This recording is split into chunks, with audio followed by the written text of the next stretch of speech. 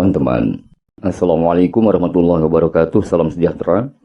Kalau Anda penggemar berat bacaan cerita silat dari pengarangnya yang sangat legendaris, Ko Ping Ho, kali ini insya Allah Anda akan mengikuti salah satu cerita silat karya Ko Ping Ho dalam rangkaian kisah keluarga Pulau Es yang merupakan serial terpanjang dari seluruh karya Ko Ping Ho, yakni episode perdana Bukek Xiansu, yang memunculkan nama-nama tokoh protagonis seperti Guan Xin Leong alias Bukek Xiansu, Han Ti Ong, penguasa Pulau Es guru Guan Xin Leong, dan lain sebagainya. Mohon dukungan dan doanya teman-teman yang budiman untuk semakin berkembangnya channel yang kami bina dan kembangkan.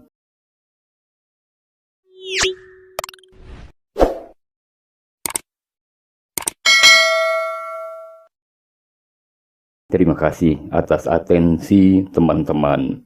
Semoga berkenan dan mohon maaf atas segala kekurangannya.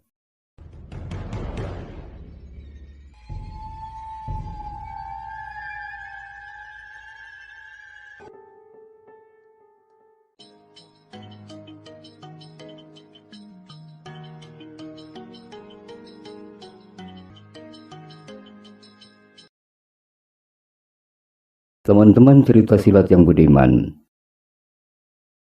sebagaimana telah dikisahkan oleh penulisnya Bapak Ko Ping Ho, bahwa suhu dari Swat Hong, Xin Leong, telah meninggalkan Pulau Neraka bersama Oh Son Chu, gadis Pulau Neraka yang hendak mencari ayahnya.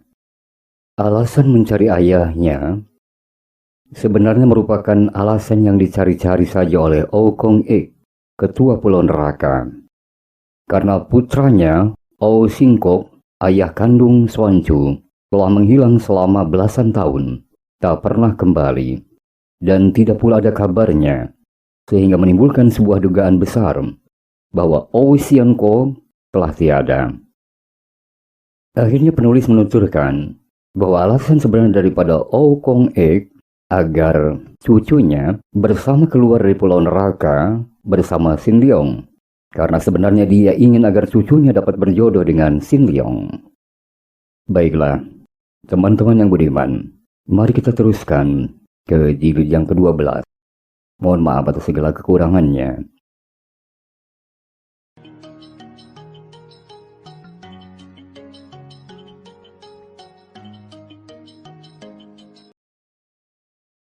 Teman-teman, demikianlah Xin Leong meninggalkan Pulau Neraka bersama Xuan Chu dan juga beruang raksasa yang menjadi jinak itu dengan sebuah perahu yang disediakan oleh Oh Kong Ek. Berangkatlah mereka meninggalkan Pulau Neraka, berlayar melalui pulau-pulau di daerah itu. Akhirnya, Carang tidak berhasil menemukan Swat Hong yang dicari-carinya. Juga tidak tampak seorang pun manusia tinggal di daerah lautan berbahaya itu. Xin Leong mengemudikan perahunya menuju ke arah barat, ke daratan besar. Besar kemungkinan Sumoy mendarat. Kalau sampai belasan tahun ayahmu tidak pernah pulang dan tidak ada beritanya, juga bukan tidak mungkin ayahmu tinggal di sana. Katanya kepada Son Chu, mari kita mencari jejak mereka di daratan besar. Xuan Chu tidak membantah. Demikianlah akhirnya mereka mendarat hanya beberapa hari lebih dulu dari pendaratan yang dilakukan oleh Swat Hong yang tersesat jalan dan mendarat jauh di selatan, sehingga dia bertemu dengan Kui Lun. Karena dari pantai ke barat banyak melalui daerah yang sunyi, pegunungan, dan hutan, maka adanya beruang bersama mereka tidak terlalu mengganggu benar. Pula binatang itu sudah jinak sekali, bahkan dapat disuruh untuk mencari buah-buahan, pandai pula mencari air di dalam hutan yang lebat. Pada suatu hari tibalah mereka di pegunungan Tai Hang San. Tanpa mereka ketahui, mereka tiba di lereng puncak awan merah daerah kekuasaan Titok. Ketika mereka memasuki sebuah hutan besar, tiba-tiba terdengar auman harimau yang amat keras, sehingga suara itu menggetarkan hutan. Mendengar auman ini, beruang itu menjadi marah sekali. Sin Leong cepat memegang dan memeluk binatang itu, khawatir kalau beruang itu akan lari dan berkelahi dengan harimau yang mengaum itu. Hah, ada harimau, biar aku tangkap dia. Xian Chu sudah berlari-lari membawa senjatanya yang aneh dan istimewa, yaitu sebatang cambuk berduri yang menjadi senjata kesayangannya di samping pedangnya. Dia tertawa-tawa gembira sehingga Sin Leong tidak tega untuk melarangnya. Dara itu masih remaja, masih bersifat kanak-kanak dan hanya kadang-kadang saja tampak kedewasaannya. Sin Leong maklum bahwa gadis yang sejak bayi dibesarkan di tempat seperti Pulau Neraka itu tentu saja memiliki sifat-sifat liar, akan tapi dia pun mengenal dasar-dasar baik dari hati Xuan Chu. Selain membiarkan gadis itu bergembira, juga dia percaya penuh bahwa ilmu kepandaian Xuan Chu sudah tinggi sekali, cukup tinggi untuk melindungi diri sendiri.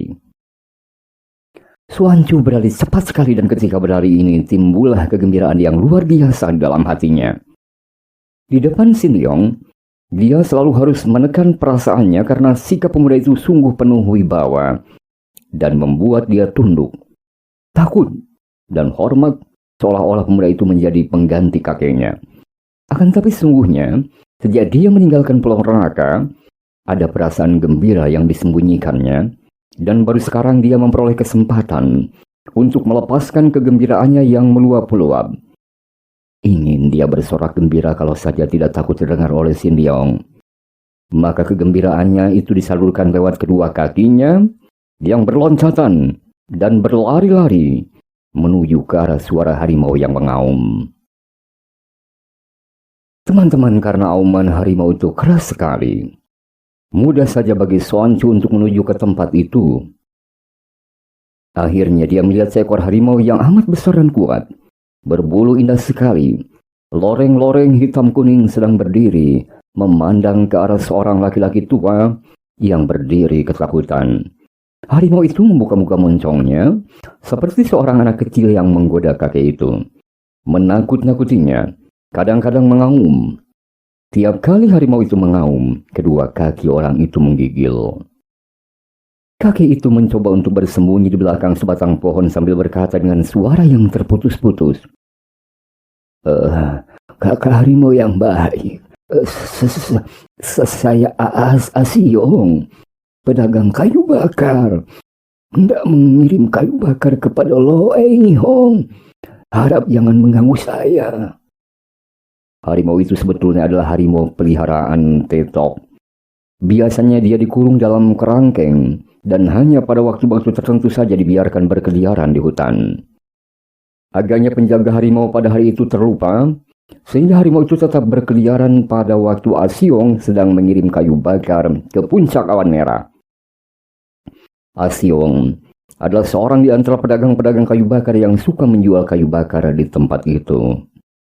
Melihat harimau itu, Xuan Chu lalu berseru, "Kucing nakal, kucing besar, kau nakal sekali." Harimau itu menggerang dan menoleh. Dia menggerang ketika melihat seorang wanita memegang cambuk. Cepat sekali dia sudah membalik dan menubruk. Gerakannya sungguh gesit berlawanan dengan tubuhnya yang besar. "Celaka!" Asiong berseru kaget memeluk batang pohon dan menahan napas, membelahkan matanya. Akan tapi tanpa mengelak, Xuan Chu sudah menggerakkan cambuknya. Tar! Tar! Ujung cambuk itu menyambar dan membelit kaki depan kanan harimau itu. Dan sekali tarik, tubuh harimau yang sedang meloncat itu terbanting ke atas tanah. Harimau itu menggereng dan kelihatan marah sekali. Kembali dia menubruk. Akan tapi sekali ini Xuan Chu yang sedang gembira meloncat ke kiri, melihat tubuh harimau itu menyambut lewat. Dengan tangan kirinya, dia menangkap ekor harimau yang panjang. Dan sekali tubuhnya bergerak, dia telah berada di atas punggung harimau. Sambil tersenyum-senyum dan membuat gerakan seperti orang menunggang kuda, Xuan Chu menggerak-gerakkan ujung cambuk, menyabeti poncong harimau itu. Tentu saja teman-teman harum itu merasa kesakitan karena ujung cambuk itu berduri. Dengan kemarahan meluap, harimau itu berusaha mencakar dan menggigit ujung cambuk yang mungkin dikira seekor ular yang ganas. Namun tak pernah berhasil. Bahkan bagaikan buntut seekor ular, ujung cambuk itu terus meletupi hidung dan bibirnya sampai berdarah. Ayo, kucing binal. Ayo jalan baik-baik. Seperti seorang pemain sirkus yang mahir, Xuan Chu menunggangi harimau itu. Tangan kirinya mencengkram kulit leher, tangan kanannya mempermainkan cambuknya. Sedangkan harimau itu melangkah perlahan-lahan, mengejar ujung cambuk yang digerak-gerakan. Asiong yang menonton sedang berusaha menyembunyikan diri di balik batang pohon, terbelak dan hampir tak percaya kepada matanya sendiri. Beberapa kali tangan kirinya menggosok kedua matanya dengan ujung lengan baju karena dia mengira bahwa dia sedang dalam mimpi. Akan tapi tetap saja penglihatan yang luar biasa itu masih tampak oleh kedua matanya. Sonjo, turunlah. Tiba-tiba terdengar suara teguran. Mendengar dan mengenal suara Sin Leong, lenyaplah semua kegembiraan yang liar dari gadis itu. Dia masih tersenyum. Akan tetapi matanya kehilangan sinar yang berapi-api dan liar tadi. Yang Koko. Dia hendak menerkam orang, Liang Koko, ujarnya. Ucapannya ini bersifat membela diri. Dia ketakutan terhadap pemuda itu karena kedapatan sedang mengganggu harimau. Turunlah. Berbahaya sekali permainanmu itu. Xuan Chu meloncat turun. Dan tentu saja harimau yang marah itu cepat mencakar dengan kecepatan luar biasa. Namun dia hanya mencakar tempat kosong karena gerakan Xuan Chu lebih cepat lagi. Darah itu telah meloncat ke dekat Sin Leong dan mengejek ke arah harimau dengan meruncingkan mulutnya dan mengeluarkan bunyi hei, hei. Sementara itu, beruang yang tadinya sudah dapat ditenangkan oleh Sin Leong dan diajak menyusul Xuan Chu timbul kembali kemarahannya setelah kini melihat harimau itu. Bahkan lebih hebat daripada tadi. Pada saat Sin Leong lengah karena menegur gadis itu, tiba-tiba beruang itu melompat ke depan dan menggereng sambil memperlihatkan taringnya, memandang harimau dengan mata merah. Harimau itu agaknya tidak merasa gentar menghadapi tantangan ini. Dia pun menggereng dan menubruk. Akan tetapi beruang itu sudah siap. Ketika harimau itu menubruk dengan kedua kaki depan lebih dulu, dia menggerakkan kaki depannya, yang kanan yang amat kuat, memukul dari samping dan menangkis kedua kaki depan harimau. Karena tubuh harimau itu berada di udara, tentu saja dia kalah kuat dan tubuhnya terlempar ke bawah. Akan tapi dia sudah meloncat lagi dan siap untuk melanjutkan serangannya. Hush! Beruang yang baik, jangan berkelahi. Sin Leong sudah menangkap kaki depan beruangnya dan mengelus kepalanya, menenangkannya. Akan tapi sekali ini agak sukar karena beruang itu marah sekali, meronta-ronta. Apalagi melihat harimau itu masih menggereng, hendak menyerangnya. Kucing licik, hayo mundur kau. Xuan Chu melangkah maju mengerahkan cambuknya ke depan untuk menghalau harimau itu. Tar! Tar! Tar! Sang harimau merasa jeri menghadapi cambuk Xuan Chu. Akan tapi bukan berarti dia takut. Dia masih menggereng-gerengkan memperlihatkan taringnya. Dan matanya merah, bersinar-sinar. Ayo pergi. Kalau tidak akan kuhajar kau. Xuan Chu membentak. Siapa dia berani kurang ajar hendak mengganggu harimau kami? Tiba-tiba terdengar seruan nyaring dan muncullah banyak orang di tempat itu. Serombongan orang yang berpakaian seragam telah bergerak mengurung tempat itu. Orang yang berseru tadi adalah seorang kakek tinggi besar yang brewok. Pakaiannya ringkas, tubuhnya membayangkan tenaga yang kuat. Matanya lebar membayangkan kekerasan dan kejujuran. Akan tetapi tarikan bibirnya membayangkan kekejaman. Di sampingnya berdiri seorang gadis yang cantik sekali, dengan pakaian yang mewah dan indah. Rambutnya ditekuk ke atas dan diikat dengan kain kepala dari sutra merah, dihias dengan bunga emas permata. Pakaian yang indah itu membungkus ketat tubuhnya, sehingga membayangkan lekuk lengkung tubuhnya yang padat dan ramping. Di pinggangnya yang kecil ramping itu melibat selai sabuk sutra merah. Telinganya terhias anting-anting batu. Kepala panjang berwarna hijau menambah kemanisan wajahnya yang bentuknya mendaun sirih itu, teman-teman.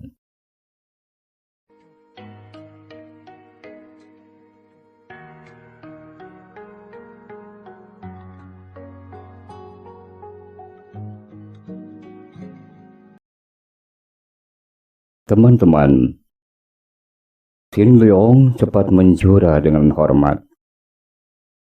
Harap Lo Cianpe sudi memaafkan kami yang secara tidak sengaja memasuki daerah ini,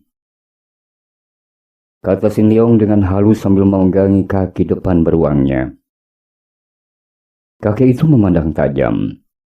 Jawaban penuh kesopanan dan sepasang mata bersinar halus tanpa rasa takut sedikit pun mencengangkan hatinya. Melanggar daerah ini masih bukan apa-apa. Akan tapi kalian berani mengganggu harimau peliharaanku. Apakah karena mempunyai beruang itu maka kalian menjadi sombong? Kami tidak mengganggu, Lo Cianpe. Hanya karena harimau itu dan beruang kami akan berkelahi, maka kami melerai dan mencegahnya. Dua ekor binatang akan berkelahi. Apa anehnya? Hanya kalau manusia sudah mencampurinya, maka manusia itu lebih rendah daripada binatang. Tahan tuh mulut. Xuan Chu membentak dan menudingkan telunjuknya ke arah mulut kakek gagah itu. Darah itu tidak dapat menahan kemarahan hatinya mendengar ucapan yang menghina tadi. Kami melerai karena yakin bahwa kucing hutan busuk itu tentu akan mampus dirobek-robek oleh beruang kami. Engkau ini orang tua tidak berterima kasih, malah mengucapkan kata-kata menghina. Sepasang mata kakek itu bersinar-sinar. Bukan hanya marah akan tapi juga kagum. Kakek ini memang orang aneh.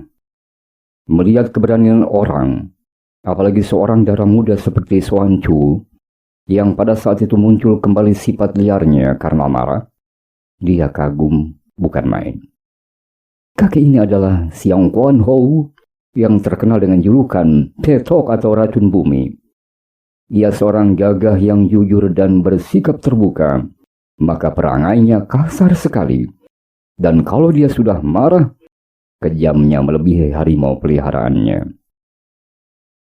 Tetok terkenal sekali di dunia Kangou sebagai seorang di antara tokoh-tokoh besar. Dia hidup di puncak awan merah itu dengan tentram bersama putri tunggalnya, yaitu gadis cantik yang datang bersamanya, dan sejak tadi diam saja. Tetok Xiang Kuan Hou sudah duda, dan hanya hidup berdua dengan putrinya yang bernama Xiang Kuan Hui. Adapun orang-orang lain yang berada di situ adalah para murid-muridnya yang juga menjadi anak buahnya, kurang lebih 15 orang banyaknya. Salah satu di antaranya adalah seorang kakek yang usianya sebaya dengan dia, dan rambutnya sudah putih semua. Kakek ini merupakan murid kepala, dan telah memiliki kepandaian tinggi pula, namanya Tio Sam, dan berjuluk Iblis Awan Merah atau Angin Moko. Bagus sekali. Kakek ini memuji. Kalau begitu, mari kita adukan kedua binatang itu. Hendak kulihat apakah benar-benar beruangmu dapat mengalahkan harimauku. Boleh. Xuan Chu yang menjawab. Jangan Xuan Chu. Tidak boleh begitu. Sin Leong berseru. Kemudian dia berkata kepada kakek itu. Harap Lo Cianpe suka memaafkan kami. Dan biarlah kami pergi dari sini sekarang juga. Bukan maksud kami untuk mengganggu siapapun. Kucing belang macam itu saja, biar ada 5 akan diganyang oleh beruang kami. Xuan Chu masih marah-marah. Kakek sombong, mengandalkan harimaunya menakut-nakuti orang. Kalau aku tidak cepat datang, akhirnya harimau itu sudah Makan orang sejak tadi. Dia memang perlu diberi hajaran. Ayo kita adukan mereka. Ketok berteriak-teriak dengan kubis bangkit saking marahnya. Sebelum kedua binatang peliharaan kita saling diadu, jangan harap kalian akan dapat pergi dari sini. Kami tidak takut. Suancu menjerit lagi. Mendengar ucapan kakek itu, Sin Leong menyesal bukan main. Kalau dia tidak membolehkan beruang diadu, tentu kakek itu bersama teman-temannya akan menghalangi dia dan Suancu pergi, dan akibatnya pasti lebih hebat lagi. Maka dia menghela napas dan berkata, "Baiklah, mari kita lepaskan mereka dan melihat apakah mereka memang mau berkelahi. Kuharap saja setelah ini, kami diperbolehkan pergi." "Koko, lepaskan beruang kita. Biar dia hancur lumatkan kucing keparat itu." Tar, tar, tar. Suancu sudah membunyikan cambuknya di udara berkali-kali. Sin Leong melepaskan beruangnya, dan dia menghampiri Suancu memegang lengannya dan berbisik. "Suancu, kau tenangkan hatimu. Jangan marah-marah. Ingat, kita tidak melibatkan diri dalam permusuhan dengan siapapun juga, bukan?" Teman-teman dipegang lengannya secara demikian halus oleh Sin Leong. Seketika, api yang menyala dalam hati Suancu padam, seperti tertimpa hujan. Semangat dan tubuhnya lemas, dan dia menunduk sambil menganggukkan kepalanya. Dia seperti seekor harimau liar yang tiba-tiba menjadi jinak. Sementara itu setelah keduanya kini dilepas dan tidak ada yang menghalanginya, dua ekor binatang itu mengeluarkan suara ahuman dan gerangan yang dahsyat dan menggetarkan. Mula-mula mereka saling pandang dan masing-masing hendak menggetarkan lawan dengan kekuatan suaranya. Kemudian, harimau yang ganas itulah yang mulai menerjang maju. Dengan berdiri di atas kedua kaki belakangnya, harimau itu menubuk dan menerkam. Akan tapi dengan gerakannya agak lamban dan tenang, namun kuat dan tetap sekali. Beruang menangkis terkaman itu. Beruang lalu balas mencengkram dengan kuku jari kakinya yang biarpun tidak seruncing kuku harimau, namun tidak kalah kuatnya. Segera, harimau berguling-guling akibat terkena tamparan beruang yang amat kuat itu. Sepasang mata Suancu bersinar-sinar girang, akan tapi darah ini tidak berani berkutik di dekat Sin Leong. Ingin hatinya bersorak dan mulutnya mengeluarkan kata-kata mengejek melihat betapa harimau itu terguling-guling, namun dia merasa segan terhadap Sin Leong. Harimau itu meloncat lagi dan menerkam makin dahsyat. Terjadilah perkelahian yang amat dahsyat di tengah-tengah suara gerangan yang menggetarkan seluruh bukit. Pada saat itulah Koki Warung yang menemani saudara misalnya mengantar kayu bakar mendapat kesempatan menonton harimau bertanding melawan beruang. Akan tapi karena merasa ngeri dan takut, dia cepat meninggalkan tempat itu dan berlari turun lagi. Perkelahian yang dahsyat, seru, dan mati-matian. Beruang itu sudah menderita banyak luka di tubuhnya akibat cakaran dan gigitan harimau. Akan tapi akhirnya dia berhasil mencengkram kepala harimau, menindihnya, dan menggigit leher harimau sampai robek. Terus luka di leher itu dirobeknya sampai ke perut. Tentu saja harimau itu berkelojotan dan mati tak lama kemudian. Suancu berteriak namun terlambat. Selarik sinar hitam menyambar ke arah leher beruang. Pada detik itu pula binatang ini mengeluarkan pekik mengerikan, lalu roboh dan tak bergerak lagi, mati di atas bangkai harimau yang tadi menjadi lawannya. "Kau membunuh beruang kami!" Suancu melompat dan menuding dengan marah kepada kakek yang tadi menyerang beruang dengan hektoting, paku hitam beracun. Dia pun membunuh harimau kami. Titok menjawab dengan mata mendelik saking marahnya. "Manusia curang kau!" Suancu sudah menerjang maju dan cambuknya mengeluarkan suara meledak-ledak di udara. Tar, tar, cing, tang. Bunga api berpijar ketika cambuk itu tertangkis oleh sepasang pedang yang bersinar hitam. Itulah pedang Bantok Siang Kiam, sepasang pedang selaksa racun yang ampuh dari Titok. Akan tapi bukan main kagetnya. Kaget Titok ketika tadi pedangnya menangkis cambuk. Dia merasakan lengannya bergetar, tanda bahwa darah muda itu memiliki sinkang yang amat kuat. "Hei, jangan bertempur!" Sin Leong cepat menegur. Akan tapi sekali ini Xuan Chu pura-pura tidak mendengarnya. Apalagi kakek itu pun sudah marah dan sudah membalas serangannya dengan sepasang pedangnya. Terjadi pertempuran hebat sekali antara gadis itu dan Tito. Melihat gerakan sepasang pedang itu lihai bukan main, dan ada hawa yang kuat menyambar dari lawannya. Xuan Chu tidak berani memandang ringan, dan tangan kanannya sudah mencabut pedangnya. Pedang di tangan gadis itu adalah pemberian kakeknya ketua Pulau Neraka, dan seperti juga cambuknya. Pedang ini aneh dan ampuh sekali. Bentuk pedang itu juga berduri seperti cambuknya, dan namanya pun Chua Kuciam, pedang tulang ular. Terbuat daripada tulang ular beracun yang telah dikeraskan dan diperkuat pula dalam rendaman tetumbuhan beracun, sehingga keras seperti baja. Sedangkan cambuknya itu pun bukan cambuk biasa karena terbuat dari seekor ikan hiu yang istimewa dan hanya terdapat di pantai Pulau Neraka. Seperti juga pedangnya, cambuk itu pun mengandung bisa yang tidak dapat diobati kecuali oleh dia sendiri yang selalu membawa obat penolaknya. Sin Leong sudah mengenal kakek itu ketika muncul tadi, tapi dia memang tadinya tidak memperlihatkan bahwa dia telah mengenalnya. Tentu saja dia mengenal kakek yang dahulu pernah pula memujuknya untuk ikut dan menjadi muridnya ketika para tokoh Kangou datang memperebutkan dia di lereng pegunungan Jiang Hosan. Teman-teman ingat ya? Iya. Kini, melihat betapa Xuan Chu sudah bertanding mati-matian melawan kakek itu, dia menjadi khawatir sekali. Cepat dia berkata, "Lo Chen Fei, seorang tokoh besar yang berjuluk Titok, dan disegani seluruh dunia Kangou, benar-benar mengecewakan dan merendahkan nama besarnya kalau sekarang melayani pertandingan saja melawan seorang darah remaja." Mendengar ucapan itu, Titok menjadi merah mukanya. Dia menangkis pedang Xuan Chu sekuat tenaga, sampai pedang itu hampir terlepas dari tangan Xuan Chu, lalu melompat mundur dan menghadapi Sin Leong. Orang muda, kau sudah mengenal aku. Kalau begitu, majulah kau menggantikan gadis itu." Sin Leong menjora. "Bukan maksudku dengan kata-kata itu menantangmu, Luan Chen Wei.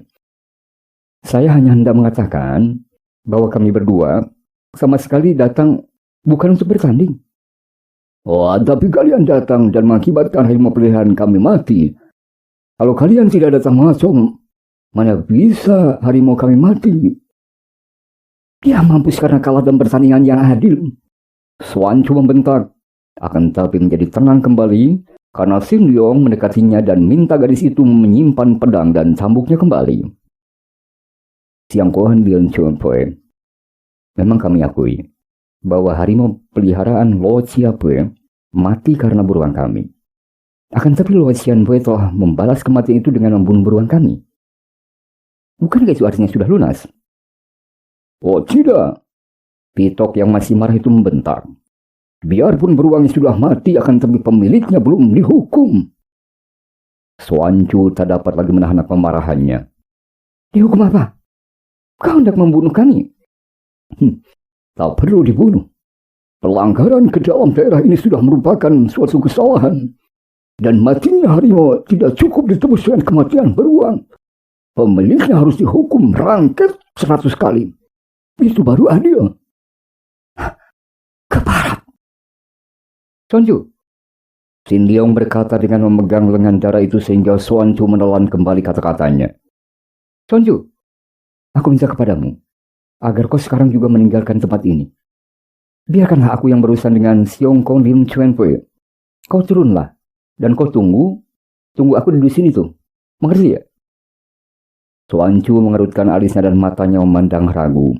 Akan terlihat sinar mata Sin Leong yang tegas dan halus itu, dia tidak dapat menolak dan akhirnya kepalanya mengangguk. "Berangkatlah dan tunggu aku di situ, ya." Sin Leong berkata lagi sambil tersenyum. Xuan Chu membantingkan kakinya, lalu melotot ke arah Siong Kuan Ho. Setelah itu baru dia meloncat pergi meninggalkan isak tertahan. Semua orang memandang dengan kagum akan keberanian darah itu yang sekali meloncat lenyap dari situ. Akan tapi terutama sekali mereka kagum pada Sin Leong yang bersikap demikian tenang dan halus. Namun memiliki wibawa demikian besarnya, sehingga gadis liar seperti itu menjadi demikian jinak dan taat. Setelah Xuan Chu pergi jauh dan tidak tampak lagi bayangannya, Sin Leong lalu menyodorkan kedua lengannya. Sambil tersenyum tenang dia berkata, "Nah, Lo Sin Pei, tidak ada yang perlu diributkan lagi. Aku sudah mengaku bersalah telah masuk ke tempat ini dan menimbulkan keributan pula. Biarlah aku menerima hukuman rangkap 100 kali agar hatimu puas." Sebuah sikap yang tenang dan halus ini diterima keliru oleh Xiang Kuan Hou. Matanya terbelah lebar dan dia menganggap pemuda itu menantangnya, menantang ancaman hukumannya. "Belenggu kedua lengannya," bentaknya kepada para muridnya. 4 orang muridnya menyerbu dan Sin Leong hanya tersenyum saja ketika bajunya dibuka. Kedua pergelangan lengannya diikat dengan tali yang diikatkan pula pada cabang pohon sehingga tubuhnya setengah tergantung. "Ayah!" Tiba-tiba darah cantik jelita yang sejak tadi hanya menonton dan selalu memandang ke arah Sin Leong penuh kagum, berkata kepada Tritok, "Apakah tidak berlebihan perbuatan kita ini? Harap ayah berpikir lagi dengan matang sebelum melakukan suatu kesalahan." "Dipikir apa lagi? Kita telah dihina orang. Kalau tidak memperlihatkan kekuatan, bukankah akan menjadi bahan tertawan orang sedunia?" Mendengar kata-kata orang tua itu, Xiang Kuan Hui, gadis itu menunduk dan melirik ke arah Sin Leong yang telah siap menerima hukuman. "Terima kasih atas kebaikan hatimu, Nona. Akan tapi biarlah aku sudah siap menghadapi hukuman. Dengan begini, habislah segala urusan dan ayahmu takkan marah lagi." "Diam kau!" Titok membentak kemudian menuding kepada seorang muridnya yang bertubuh tinggi besar. "Ambil cambuk dan rangket dia 100 kali. Murid itu berlari pergi dan tak lama kemudian sudah datang kembali membawa sebatang cambuk hitam yang besar dan panjang. Setelah menerima isyarat gurunya, murid tinggi besar itu mengayun cambuknya. Terdengar suara meledak-ledak dan cambuk itu menyambar ke bawah, melecut tubuh atas Sin Leong yang telanjang itu. Tar! Tar! Tar! Teman-teman, semua orang terbelak memandang penuh heran. Cambuk itu menyambar bertubi-tubi meletupi tubuh itu, mukanya, lehernya, lengannya, dadanya, dan punggungnya, namun sama sekali tidak membekas pada kulit halus putih itu. Hanya dahi pemuda itu yang berkeringat. Akan tapi dahi si pemegang cambuk lebih banyak lagi peluhnya. Sampai 100 kali cambuk itu menyambar tubuh Sin Leong, dan ujungnya sudah pecah-pecah. Namun jangankan sampai ada darah yang menetes dari kulit tubuh Sin Leong, bahkan tampak merah saja tidak ada. Seolah-olah cambuk itu bukan melecut kulit pembungkus daging, melainkan melecut baja saja. Setelah menghitung sampai 100 kali, si Algojo itu jatuh terduduk, napasnya terengah-engah dan dia menggosok-gosok telapak tangan kanannya yang terasa panas dan lecet-lecet. Mukanya pucat dan matanya terbelah penuh keheranan dan kengerian. Semua anak buah atau murid Titok terbelak dan pucat. Akan tapi muka Titok sendiri menjadi merah sekali. Taulah dia bahwa pemuda itu adalah seorang yang memiliki ilmu kepandaian tinggi dan tadi telah menggunakan singkangnya sehingga tubuhnya kebal. Tentu saja lecutan cambuk itu tidak membekas. Hal ini menambah kemarahan hatinya. Dia merasa dihina dan ditantang. Dengan kemarahan meluap, dia menyambar senjata aneh, yaitu tanduk rusa yang kering itu. Tanduk rusa itu bukanlah sebuah senjata sembarangan. Titok merupakan seorang ahli racun. Dia telah menemukan tanduk rusa ini yang mempunyai daya ampuh untuk melawan kekebalan. Tanduk ini mengandung racun yang tak dapat ditahan oleh kekebalan yang bagaimanapun kuatnya. Kini dalam kemarahannya dia hendak menghajar pemuda itu dengan tanduk rusa ini, teman-teman.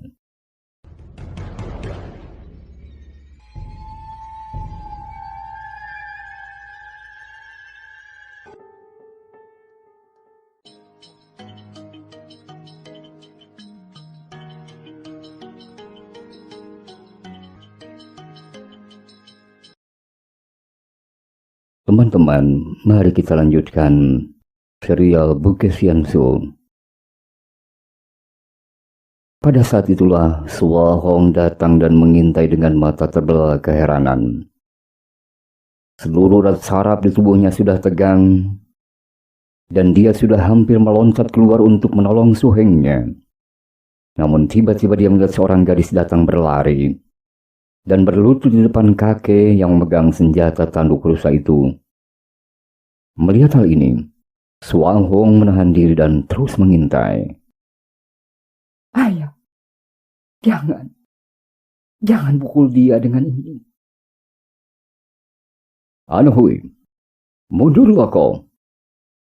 Dia telah menghina kita, memperlihatkan dan memamerkan kekebalannya. Hendak kulihat sampai di mana kekebalannya kalau dia merasai pukulanku dengan ini. Dia mengamankan senjata aneh itu. Jangan, ayah. Jangan. Aku akan melindunginya kalau ayah memaksa.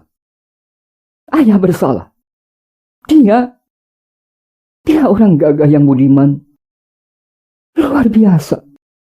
Mengapa ayah tak bisa melihat orang? Xiong Kuan Ho menundukkan mukanya.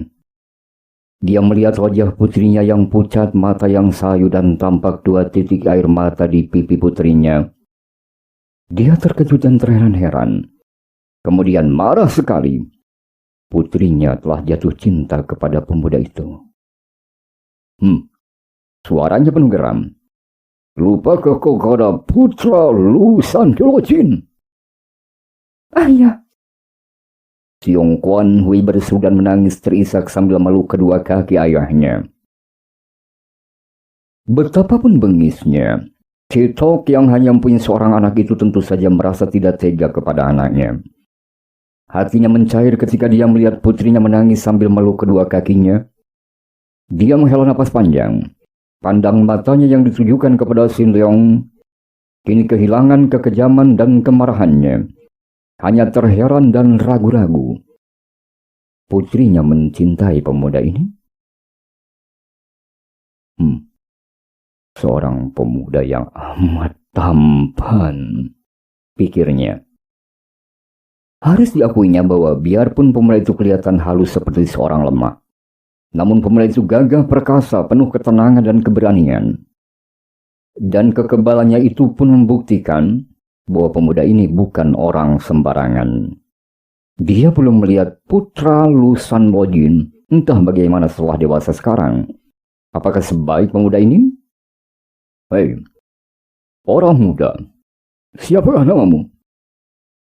Sin Leong memandang kepada kakek itu dan menjawab halus. Nama saya Kawa Sin Leong. Lo Qianfei. Kawa Sin Leong. Bagaimana kau bisa mengenal aku? Siapa yang tidak mengenal Lo Qianfei yang terkenal di dunia Kangou? Lo Qianfei adalah Titok Xiang Kuan Ho yang amat tinggi ilmu kepandaian, dan saya pernah bertemu dengan Lo Qianfei. Tiba-tiba Sin Leong berhenti bicara karena baru dia teringat bahwa sebenarnya tidak perlu menyebut-nyebut hal itu. Baru temu? Di mana? Karena sudah terlanjur bicara. Sin Leong, teman-teman, merasa tidak enak juga untuk membohong lagi. Maka dia berkata, di lereng Jenghua San, bahkan Lo Qianfei pernah membujuk saya menjadi murid. Oh, astaga. Engkaukah ini? Oh, engkaukah anak ajaib? Engkau Sintong. Titok berseru dan cepat melangkah maju. Benar. Engkaulah Sintong. Maafkan kami. Di antara kita telah timbul salah pengertian besar. Dia cepat meloncat dan merenggut lepas tali yang mengikat kedua lengan Sin Leong. Bahkan cepat meneriaki muridnya untuk menyerahkan kembali baju Sin Leong. Sin Leong tersenyum. Tidak mengapa, Liu Qianwei. Memang saya mengaku salah. Telah menimbulkan keributan yang mengakibatkan kematian harimaumu. Hei. Matamu tajam sekali, Huiji. Engkau benar. Dia anak baik. Bukan hanya baik saja, aduh. Betapa dahulu aku matian-matian memperebutkan anak ini, Huiji. Dia Sintong. Betapa girangku dia tiba-tiba muncul di sini. Dengan girang, Tirtok menggandeng lengan Sintong dan menariknya. Ayo masuk ke rumah kami. Kita bicara. Tapi Lu Xianfei, saya ingin melanjutkan. Nanti dulu. Kita bicara. Sejak engkau dibawa oleh... di mana dia sekarang? Kakek itu menengok ke kanan ke kiri seolah-olah merasa ngeri karena dia teringat terhadap Pangeran Han Tiong yang sakti.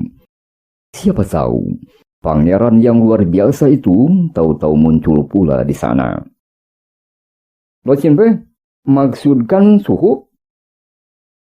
Saya hanya datang berdua dengan adik Xuanzu. Oh, mari kita bicara. Pertemuan ini sungguh menggirangkan hati.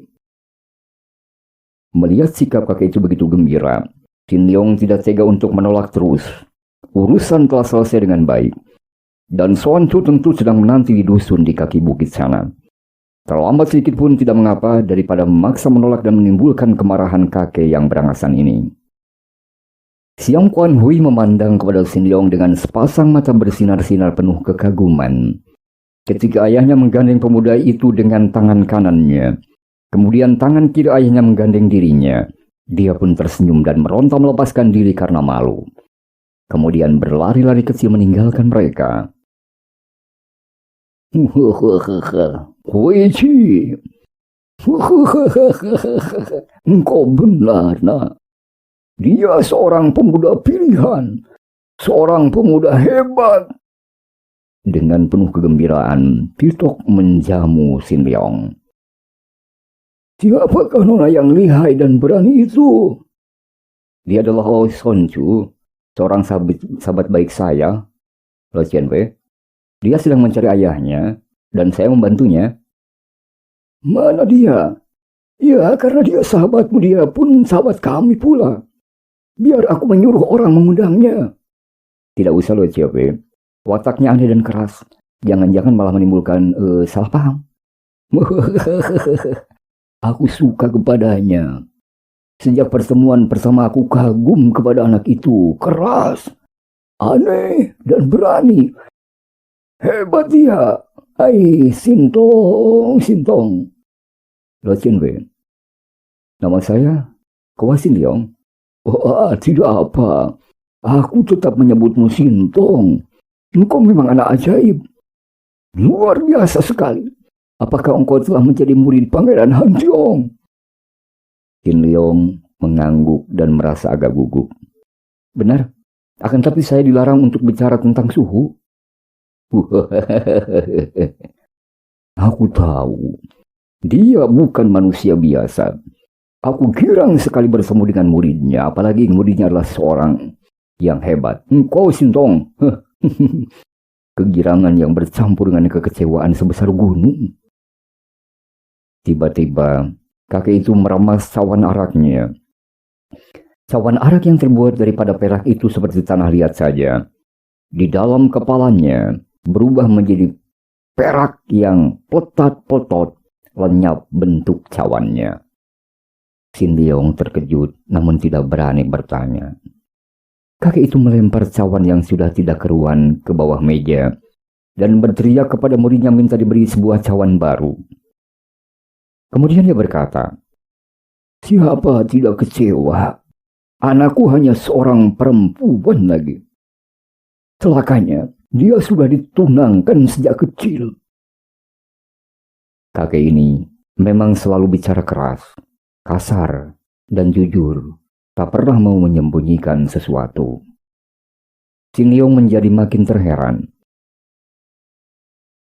Telah ditunangkan sejak kecil adalah baik sekali.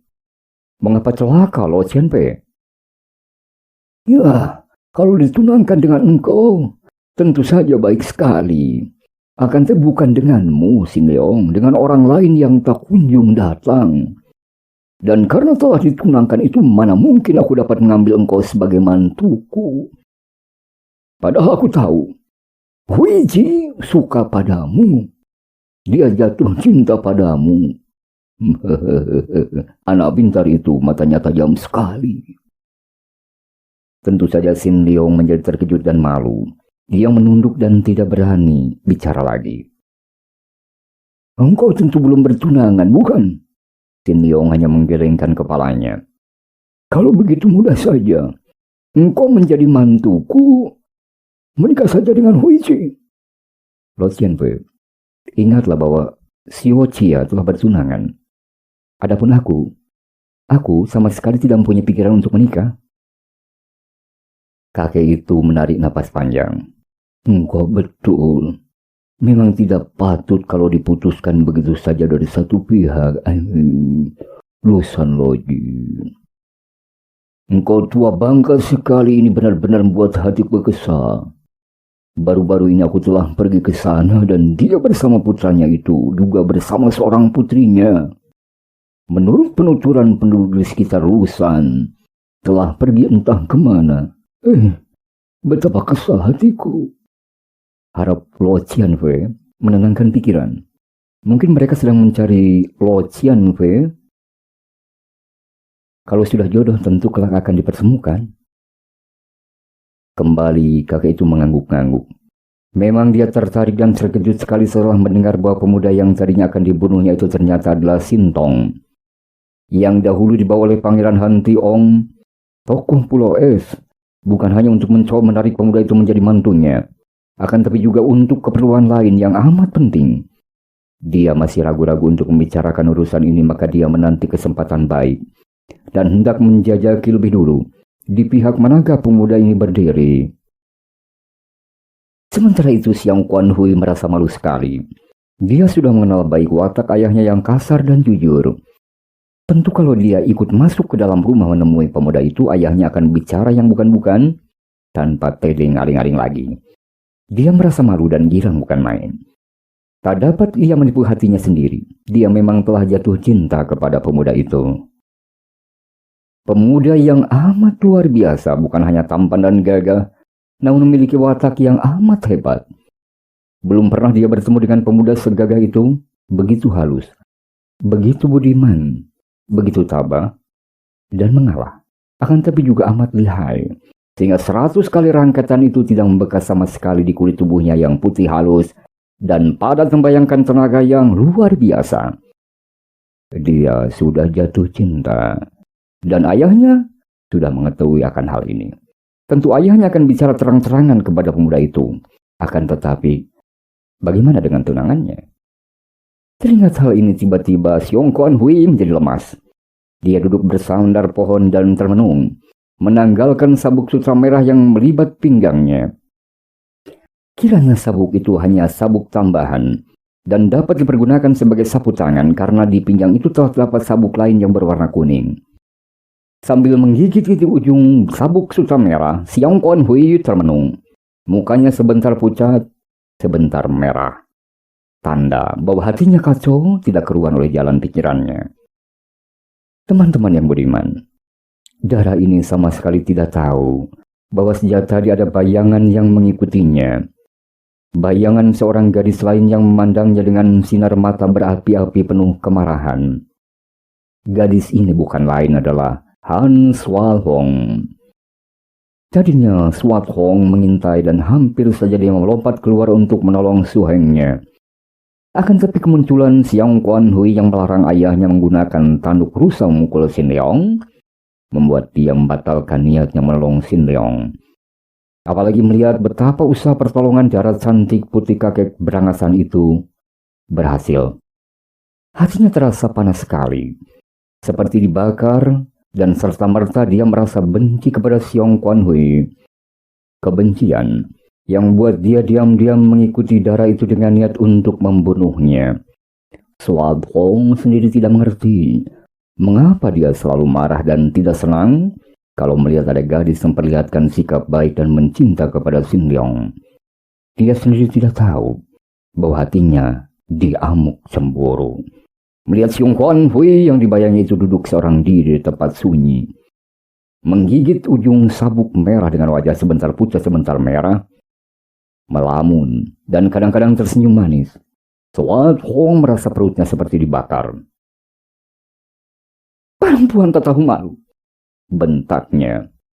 Dia sudah melompat keluar, mencabut pedangnya, dan menyilangkan pedang itu di tangan kanan dan sarung pedang di tangan kirinya. Memasang kuda-kuda dan kembali membentak. Bersiaplah untuk mampus tangan. Nona. Siong Kuan Hui adalah seorang gadis yang sejak kecil digembleng ilmu silat tinggi oleh ayahnya. Maka begitu melihat bayangan berkelebat tadi, dia sudah meloncat bangun. Kini melihat bahwa yang muncul dan datang memakinya adalah seorang gadis cantik yang tidak dikenalnya. Dia melongo. Apakah kau ini orang gila? Tentu saja pertanyaan ini membuat Suat Hong menjadi makin marah. Kedua pipinya merah seperti udang direbus dan sepasang matanya yang jeli itu mengeluarkan sinar berapi-api. Sukar dikatakan siapa di antara kedua orang darah itu yang lebih menarik. Keduanya sama-sama muda, sama cantik jelita, dan pada saat itu sama-sama marahnya. Kau perempuan rendah. Perempuan macam kau berani jatuh cinta kepada suhenku. Suat Hong memaki. Siong Kuan Hui terkejut sekali. Akan perutnya juga merasa panas dibakar kemarahan mendengar dirinya dimaki-maki orang. Apa? Kau ini mengaku semuanya? Sungguh tidak patut. Seekor naga mana bisa mempunyai semua seekor cacing? Dapat dibayangkan betapa marahnya hati yang keras seorang darah seperti Suat Hong mendengar ini. Ingin dia mencaci maki habis-habisan. Ingin dia mencerit-cerit. Akan tapi dia tak pandai cekcok dengan suara.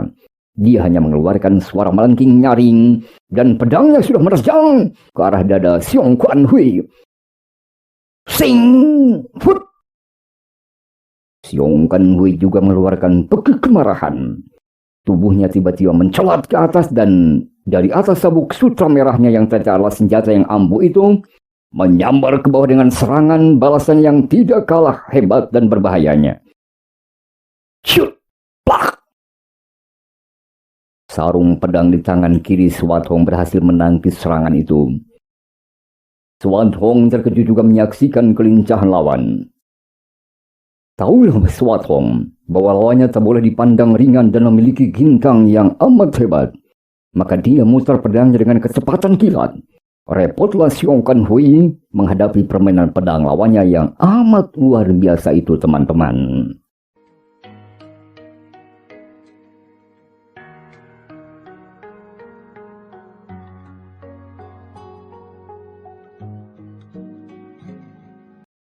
Teman-teman cerita silat, kalau kita menyaksikan akan terjadinya sebuah pertarungan antara dua gadis cantik jelita, antara Suat Hong dan Siong Kuan Hui, menurut teman-teman, manakah yang lebih sakti di antara mereka?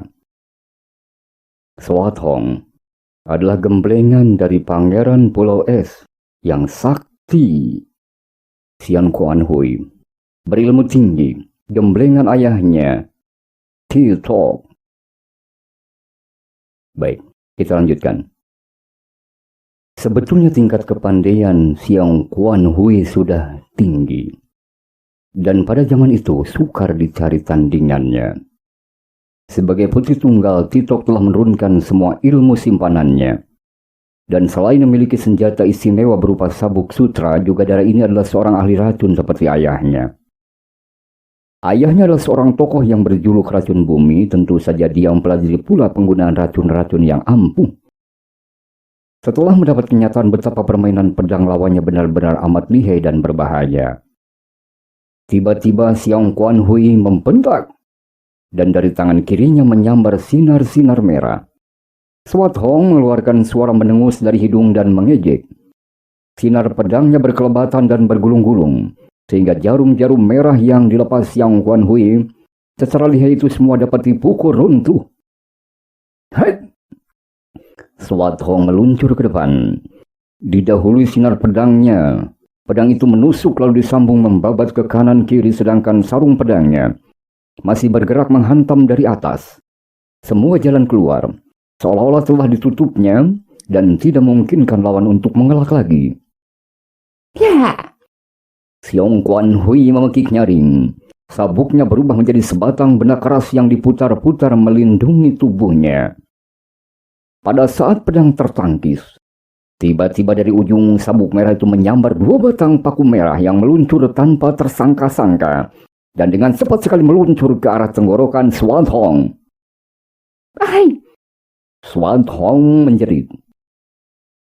Tidak ada jalan lain baginya kecuali membuka mulutnya yang kecil itu dan menangkap 2 batang paku merah itu dengan gigitan giginya. Dan putih berderet api itu. Xiang Kuan Hui terkejut dan kagum bukan main. Pada saat itu Xuan Hong telah meniupkan 2 batang paku ke arah tubuh lawannya. Tentu saja Xiang Kuan Hui dapat mengalahkan senjata rahasia sendiri itu dengan mudah.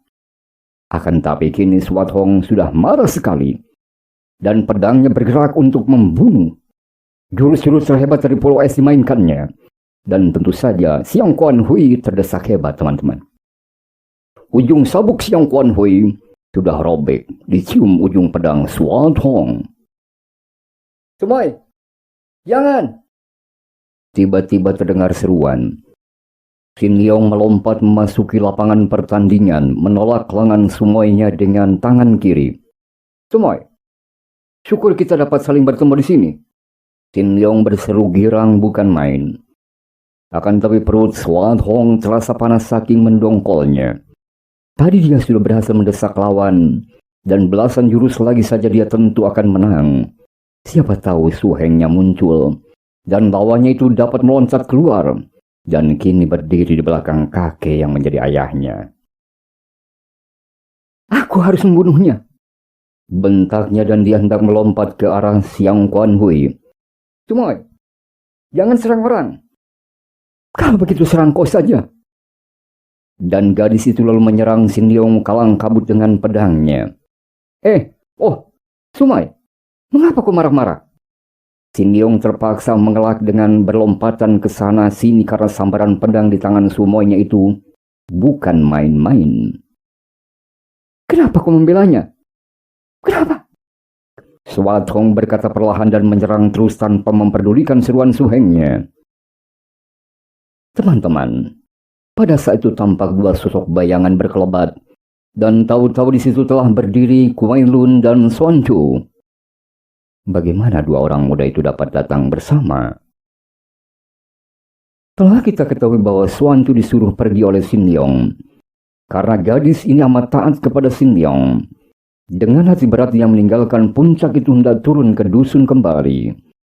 Dia telah diceritakan pula di bagian depan betapa Kuai Lun melakukan penyelidikan bersama Xuan Hong, dan mereka berpencar. Kuai Lun mengambil jalan dari kiri. Kebetulan sekali ketika pemuda ini sedang mengindap-ngindap melakukan penyelidikan, dia melihat seorang gadis cantik berjalan seorang diri keluar dari pagar. Tentu saja dia mengira bahwa gadis itu adalah seorang musuh.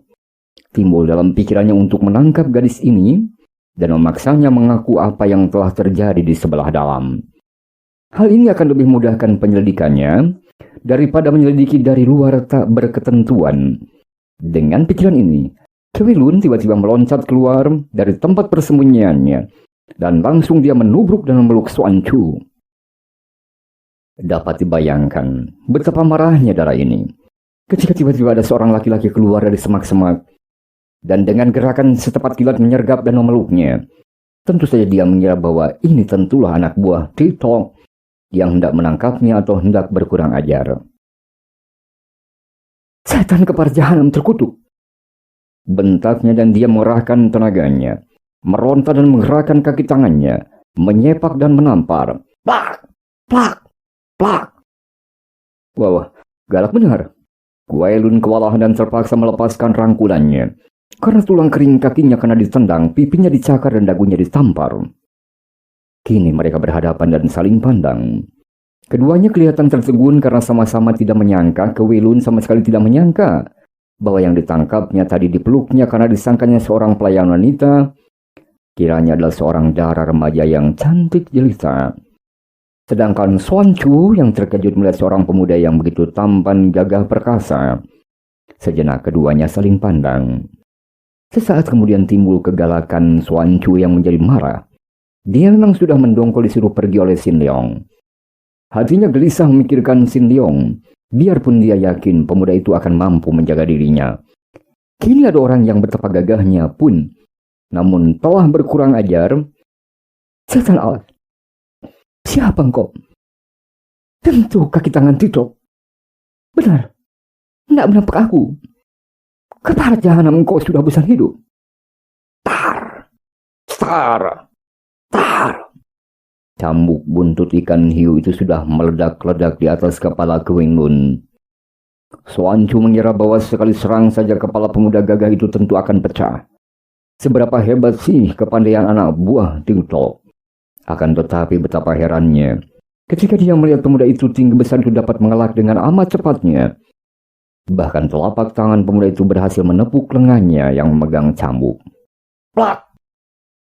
Pemuda itu terheran. Tamparannya tidak membuat cambuk itu terlepas. Nanti dulu, jangan menyerang begitu. Aku bukan anak buah Titok, atau racun manapun juga. Namun Xuan Chu sudah merasa penasaran sekali. Kembali dia menyerang, dan kini cambuknya berubah menjadi segulung sinar hitam yang menyambar-nyambar dibarengi suara meledak-ledak. Akan tapi Kwing Lun tetap dapat mengelak dan meloncat ke sana ke sini. Bahkan kadang-kadang dia berani menangkis cambuk itu dengan telapak tangannya. Hal ini tentu saja mengagumkan hati Xuan Chu. Dia tidak tahu bahwa pemuda itu menggunakan ilmu Bian Sin Kun atau tangan kapas sakti yang mengandung sinkang tingkat tinggi yang membuat telapak tangannya menjadi lemah seperti kapas dan karenanya tidak terluka oleh benda keras. Nona cantik, tapi galak, seperti kucing lapar. Kwing Lun balas memaki ketika melihat nona itu menyerang terus sambil memaki-maki. Hei, Nona, berhentilah dulu. Dan kita bicara. Iblis raksasa, kau yang kelaparan. Xuan Chu membentak makin marah dan kini dia sudah mencabut pedangnya. Pedang Shua Kun Kiam. Dengan kedua senjatanya ini dia menyerang kalang kabut. Wah, runyam, perempuan galak dan ganas. Kwing Lun terancam bahaya maut dan dia pun terpaksa lalu mencabut pedangnya dengan tangan kanan, sedangkan tangan kirinya memegang kipas gagang perak. Ciut, cing, cing, terang. Bunga api berpijaran. Keduanya terdorong ke belakang oleh pertemuan senjata yang hebat itu tadi. Kipas bertemu dengan cambuk dan pedang bertemu dengan pedang. Masing-masing menjadi terkejut dan terheran-heran.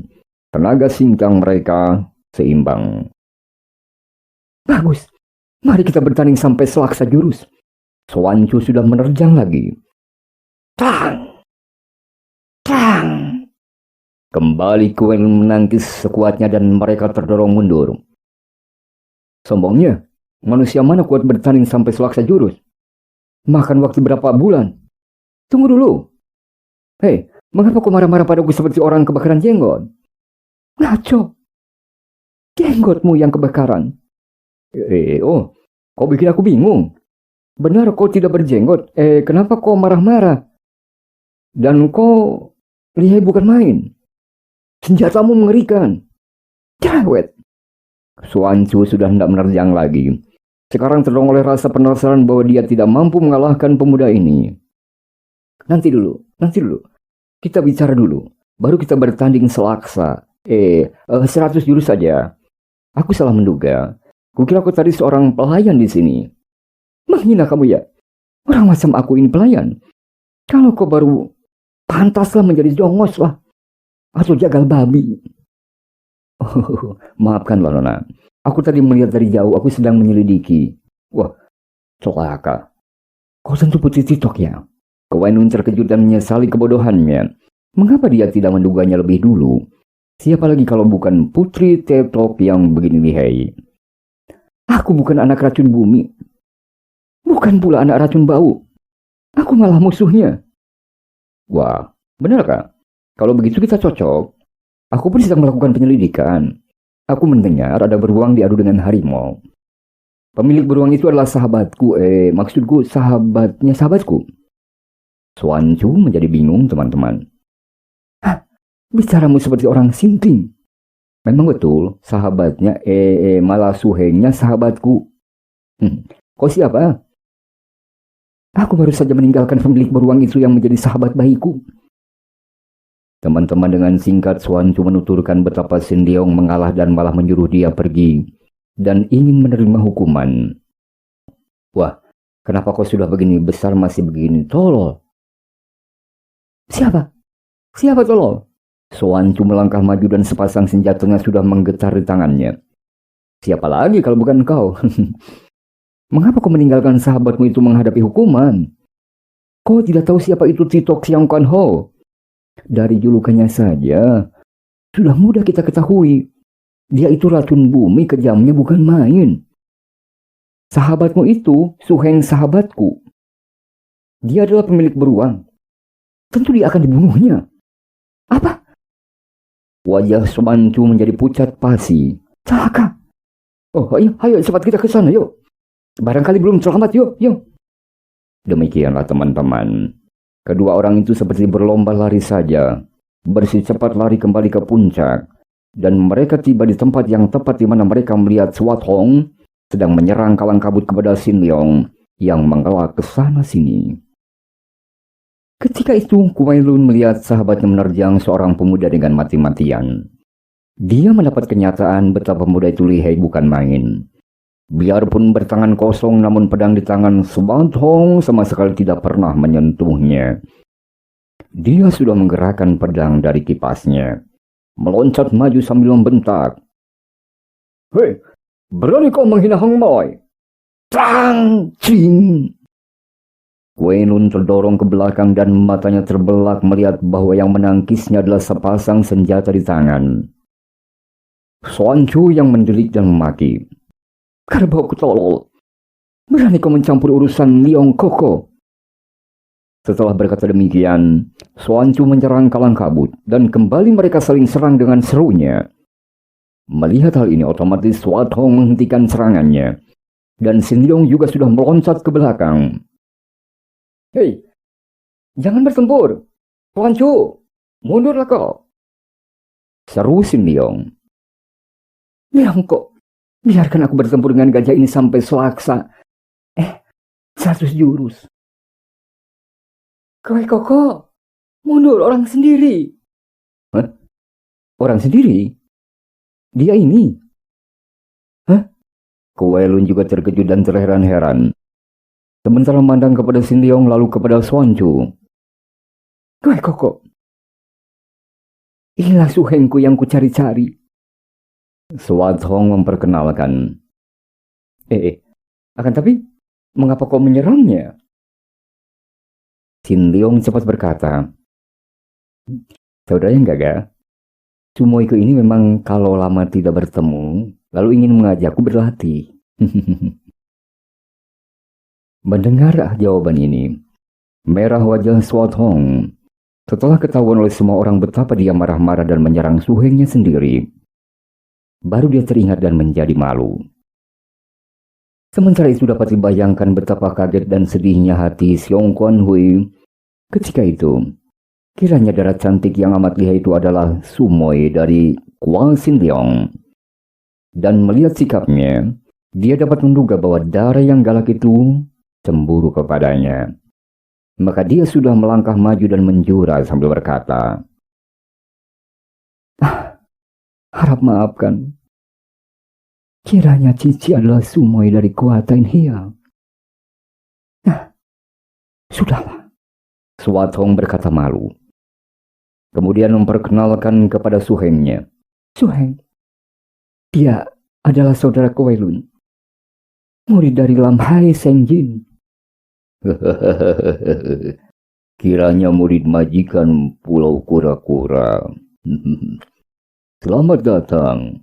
Dan Nona adalah Sumoi dari Kuatai Hiang. Sungguh hari ini kami kedatangan banyak popoh besar.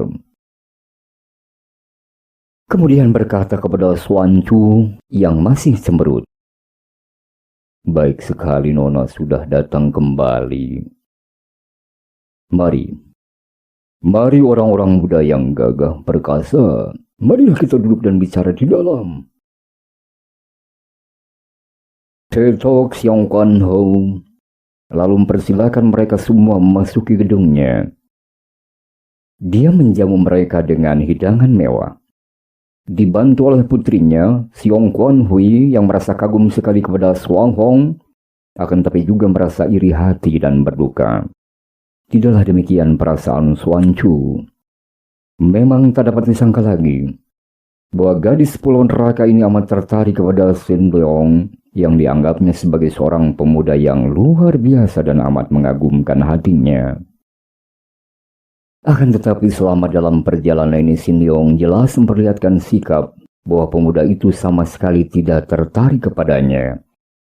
Juga bahwa sikap baiknya itu lebih mendekati sikap baik seorang kakak terhadap adiknya. Pula, dia melihat bahwa sesungguhnya Sua Tong, Sumoy pemuda itu juga mencintai suhengnya. Xuan Chu maklum bahwa tidaklah mungkin dia membiarkan cintanya terhadap Sin Leong berlarut-larut. Pertemuannya dengan Kue Lung telah mengubah seluruh perasaan hatinya. Pemuda raksasa ini amat hebat, amat menarik, dan jelas lebih cocok dengan dia. Kue Lun merupakan seorang pemuda yang jujur, terus terang, gagah perkasa, dan biarpun baru sekali bertemu saja, mereka telah saling serang sampai 2 kali. Oleh karena itu, ketika mereka semua makan bersama mengelilingi meja besar, perhatian Xuan Chu lebih banyak tertuju kepada pemuda perkasa itu. Setelah mereka makan minum, berkatalah Tetok Xiong Quan Hong, suaranya sungguh-sungguh, dan kata-katanya ditujukan kepada Sin Leong dan Sua Hong. Saya tidak tahu dengan jelas apakah Ziwi mempunyai hubungan dengan Pulau Es. Akan tetapi mengingat bahwa Kwa Chai Hiap adalah murid dari Pangeran Han Tiong dari Pulau Es, maka agaknya apa yang hendak saya bicarakan ini tentu akan menarik perhatian Ziwi. Dan sesungguhnya saya, atas nama para orang gagah di dunia Kangho, saya amat mengharapkan bantuan Sentong. Demikian teman-teman yang budiman, kiranya akhir dari kisah Bukai Xiansu episode perdana jilid yang ke-12. Insyaallah nanti lain hari kita akan coba untuk teruskan kembali ke jilid-jilid selanjutnya. Mohon maaf atas segala kekurangannya, juga kehilafannya. Terima kasih atas segala perhatian dan dukungannya. Salam sejahtera. Wassalamualaikum warahmatullahi wabarakatuh.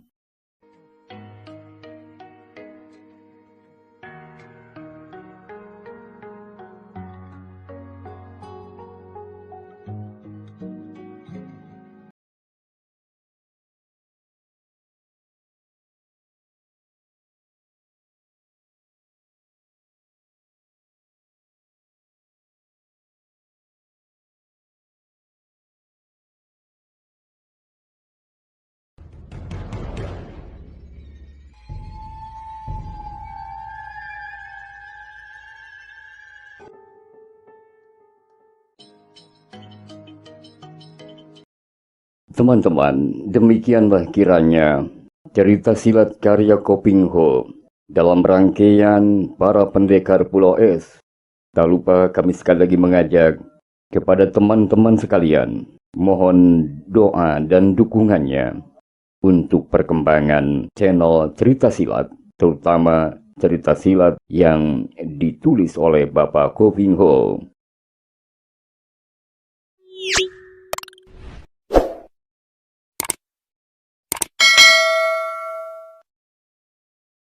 Terima kasih teman-teman.